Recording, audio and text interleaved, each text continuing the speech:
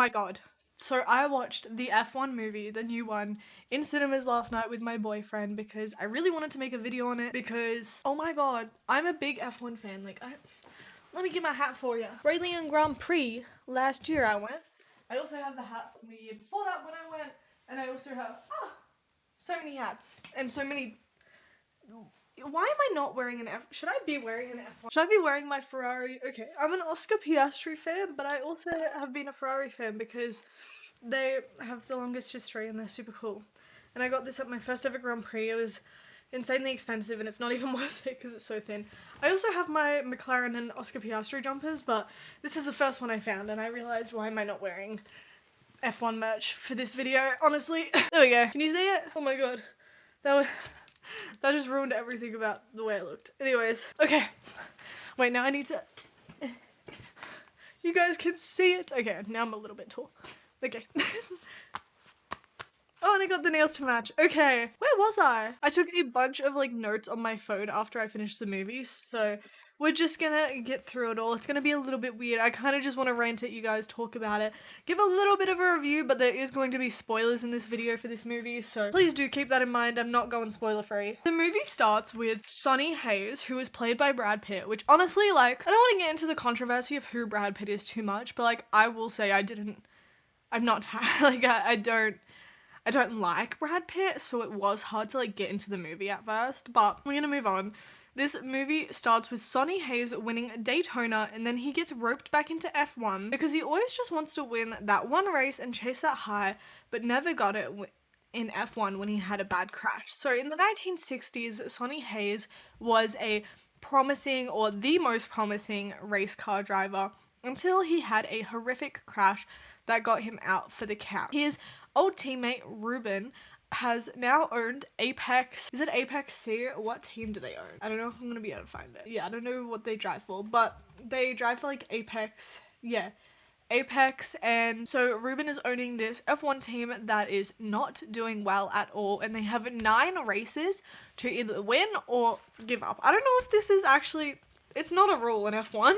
They have 9 races to win one F1 race, or they lose their team and they have to sell it, basically. So Ruben, in desperation, comes to Sonny Hayes, his old teammate, to basically almost kind of use his aggressiveness and then his rookie's skill to work together to win. Now, this movie has its whole plot line of them not wanting to work together until in the end, when him and his teammate Jonathan Pierce, JP, they help each other, and then Sonny Hayes and Jonathan Pierce work together to get that win at the very end. It's an emotional ending. It's nice. So I was really excited when this movie came out. I was like, oh my god, I was super excited when it got announced because I was like, Lewis Hamilton as a producer, surely it has to be good, right? He knows about F1. I don't know how much he had to do with the actual production, or if he just spent money into it.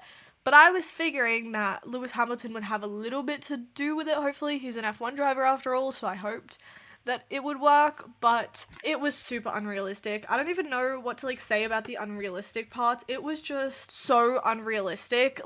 All of the F1 scenes were not how they would really be. I did enjoy watching the racing, but it wasn't real. It wasn't realistic at all. So I think if you just suspend your disbelief, the movie's enjoyable.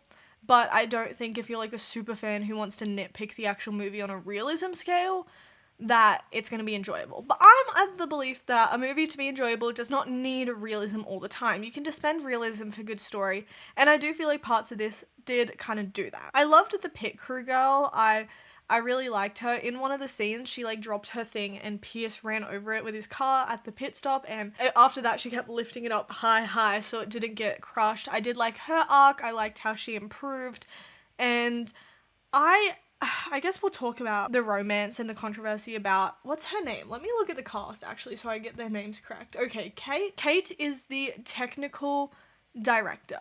She is the technical director, aero. She works with the wind. Basically, she makes the car better. And in this, she is very driven, she is very hardworking, and she is very protective of her car. And so her and Sonny end up hooking up, and it's a whole thing, and it caused major controversy. People were like, why have a woman if it's just going to be so they can hook up and blah blah blah, and there was honestly so much controversy here, and to this I would say I just feel like it's not that bad. I don't know, I feel like it's not that bad. I don't know, I think people are kind of dramatic about that part. Like, people are obviously welcome to have their own opinions on it, but I don't think it was that bad. I still think she kept her own. She still stood up against the boys. She still created a race-winning car that she could celebrate. And in the end of the day, she didn't give up her dreams for Sunny. She stuck by her word. I feel like she really, really was still a great character. And I feel like she still was very intelligent. And hooking up with Sunny didn't make her any less of a woman or any less of a successful woman. And I feel like that's really important. So I really don't think it was bad, and I don't think her character was just there to hook up with Sunny. I think she was there to make an incredible car and be a great leader. So that's my opinion on that. The headset dub over talking was so weird. Like, I don't know, I just like, the way it like came off was like, they obviously weren't speaking in the actual car, so they had to like dub it over in like post-production, and it sounded so, they were like, whoa guys, my tire. It was like so just, it cringed me out. The acting was terrible, which I understand that like it would be hard to act in like post-production, but like, come on now. It was dreadful. Overall, I actually didn't find the movie enjoyable. I was on the edge of my seat, definitely hooked to the screen. It is a very long movie. It's 2 hours and 35 minutes, so it is long to sit and watch. I definitely noticed it at a point. I was like, oh my god, is this done? Oh no, we're still going. We're still going. How many times can we just do the same thing of like crashing or plan C, or he crashes, now he crashes, now he crashes, and I'm just thinking, oh my god. You know, the biggest thing I was thinking this whole movie, it is so expensive to fix a car that people are always crashing. Could you imagine trying to fix a car that many times during the race as well? Like, it just wouldn't happen. To fix like a front wing 3 times over, you'd have to like retire him from the race. It would not happen. But I think even if you're not an F1 fan, you could enjoy this. It really doesn't get complex into F1, and I do think that it's good for what it is. If you want to watch an F1 documentary, there are plenty of out there that will actually provide realistic takes for you. But I do think that like, if you just want to watch a casual movie that involves F1, like, this is not a terrible movie. I think it's getting a very negative backlash, but I feel like it's not. It's just an enjoyable movie that you don't really think about much afterwards. Yeah, I agree with Kimmy Antonelli saying it's just a long movie. I couldn't even imagine being an F1 driver watching this with the unrealistic parts of it, and like being an F1 driver yourself, you'd just be like, what the hell? I really hated Jonathan Pierce, his like teammate, but I ended up loving him. And I guess while we're talking about like this, I really loved the whole team. I loved their energy in the movie. But I guess we can talk about, there was a huge controversy because Simone Ashley was meant to be in it, and I don't know what happened, but she was meant to have like, I don't know, she was meant to have more scenes in it. Yeah, so she was meant to star in it, and there was like huge controversy about people calling it racist and stuff. I really don't think it was racist. I don't think Lewis Hamilton would allow that, not to mention like Joshua, not Jonathan. Joshua Pierce is played by Damson Idris, and then his mum is in it as well. And there are people of colour in this movie, and Lewis Hamilton himself is a man of colour. So I cannot see why they would cut Simone, other than she just didn't fit in the movie. The movie was already very long. She was playing herself. She didn't have a set role, so I can't imagine what, like, I think it was truly just, she just didn't fit in the movie, and I just feel like people are really searching for controversy and everything, but obviously everyone is allowed to have their own opinion. The real life F1 stuff was so hard to watch and cringe. In one of it, they had those two, Zach Brown and Fred Vasseur, in the, like, a little, like, interview with, the team principal of Apex, and it was so funny trying to watch them act. I did cringe out a little bit when they introduced real stuff, because it was just definitely like, especially a lot of the F1 drivers just seemed like they were so annoyed that it was messing up their race weekend. Because also, in the actual real life, when this was filmed, was it 2024 or 2023?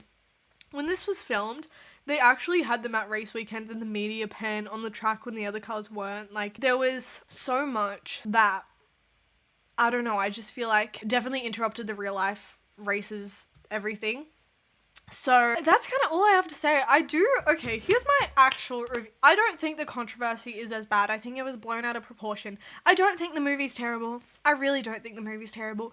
I think it's enjoyable if you're a casual F1 fan, or maybe not even an F1 fan and you're just looking for a racing movie or just a fun action movie to watch. I really don't think it's that bad. I don't like Brad Pitt. I don't like that he was in it. It's not realistic, it's not, but is that what we've really needed? I mean, there's so many documentaries. If you are looking for realism, search there, to be honest. I really don't think it's that big of a deal. I don't know, though. I didn't feel leaving, like, overwhelming sense of, like, when it's a good movie, I leave with, like, an all-time high. Like, with Thunderbolts, I left with an all-time high. And, like, the whole reason I started this channel was because I was so excited and inspired by when Thunderbolts came out, the Marvel movie, that I just needed to talk about it, and I talked about it on TikTok and 50 million videos. This movie feels like a chore to talk about, if that makes sense. Will I ever watch this movie again? No. And to end this video, I want to give my boyfriend's review as someone who is not a hardcore movie fan or hardcore YouTube person. His review was better than Minecraft movie. Yeah, earlier this year I forced him to come and watch Minecraft with me, that movie, and he hated it.